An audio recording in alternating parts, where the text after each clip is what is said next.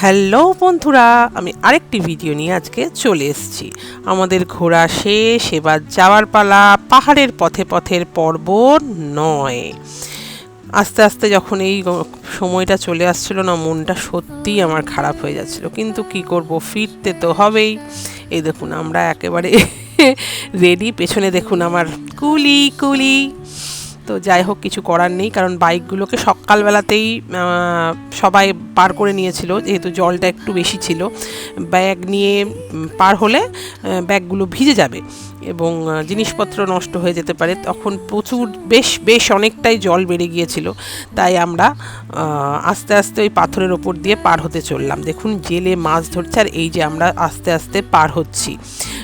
আমি আস্তে আস্তে পার হয়েছি, কিন্তু এইবার আমার এই আজকের ভিডিওটা করার একদম একটা অন্য উদ্দেশ্য, রাস্তাটাকে, মানে এই যে 2 কিলোমিটার রাস্তা আমরা কিভাবে এসছি এবং কিভাবে যাব সেটাই আপনাদের কাছে তুলে ধরার এক অ্যাডভেঞ্চারাস কি বলবো, অভিজ্ঞতা বলতে পারা যায়। আপনাদের ভাষায় কি বলা যেতে পারে আমাকে কমেন্ট করে জানাবেন। আমার কাছে তো প্রথম।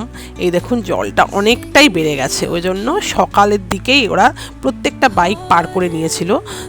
হোমস্টে থেকে বলেই ছিল যে জল বেড়ে যাবে, আপনারা বাইকগুলো ওই দিকে। আসলে তার চেয়েও বড় ব্যাপার, যখন আমরা পার হয়েছিলাম তখনই ডিসাইড করে নেওয়া হয়েছিল যে সকালবেলা বাইকগুলোকে পার করে নেওয়া হবে এবং জিনিসগুলো নিজেরা পার হবে, গিয়ে আমরা বাঁধবো। এরপরে আস্তে আস্তে আমাদের হাজব্যান্ডকে বলা হলো যে আমরা হেঁটে যাচ্ছি, তোমরা গাড়িগুলোকে পার করো, কারণ তার আগের দিন বেশ বৃষ্টি হয়েছিল এবং রাস্তার এই ধরনের অবস্থা হয়ে গিয়েছিল। আসার সময় এতটা কাদা ছিল না, তো তাই বলা হলো যে আমরা হেঁটে যাই। মানে যারা ডবল গাড়িতে রয়েছে, শুধু মেয়েরা নয়, যে গাড়িতে ডবল ক্যারি আছে, 2 জন করে আছে, তারা প্রত্যেকেই মোটামুটি হেঁটেই গিয়েছিল এবং এক এক করে গাড়িগুলোকে পার হতে বলা হয়েছিল। রাস্তাতে প্রচণ্ড কাদা ছিল, মানে সম্ভব না এভাবে 2 জন করে নিয়ে চালানো। তাই আমরা বললাম যে আমরা আস্তে আস্তে চলে যাচ্ছি। যখন এই জঙ্গলটার মধ্যে দিয়ে হাঁটছিলাম, হট করে যে আওয়াজটা, এতটা দূরে আসার পরেও ভাবছি কোথাও ঝর্ণা রয়েছে না কোথাও বৃষ্টি পড়ছে, সেই নদীর যে আওয়াজ কি অসাধারণ লাগছিল। তারপরে দেখলাম না, আমরা নদী থেকে বেশি দূরে নেই, মাঝখানে একটা জঙ্গল, কিছুটা ওই পারেই নদীটা রয়েছে আর কি। তো দেখুন কি অবস্থা, রাস্তা বলে কিছু নেই।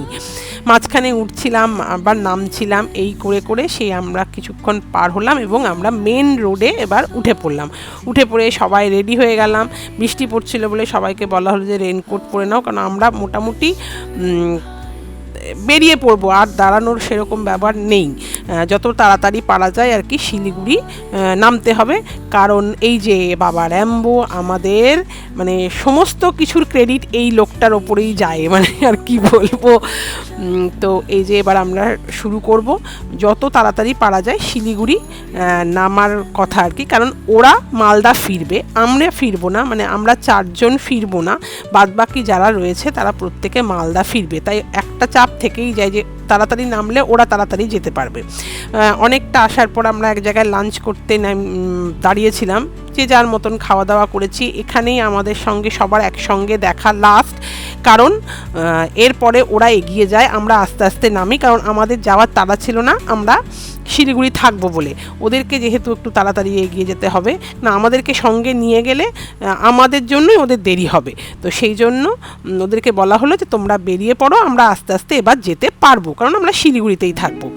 তো আজকের এই ছোট ভিডিওটা আপনাদের কেমন লাগলো, আর হয়তো 1 থেকে 2টো ভিডিও আসবে খুব জোর এই পর্বের, ব্যাস আর বেশি বাড়াবো না ভিডিওটা। এখানে 2টো অদ্ভুত ছবি রয়েছে, সেই জন্য আমি ছবি দুটোকে ক্যাপচার করেছিলাম।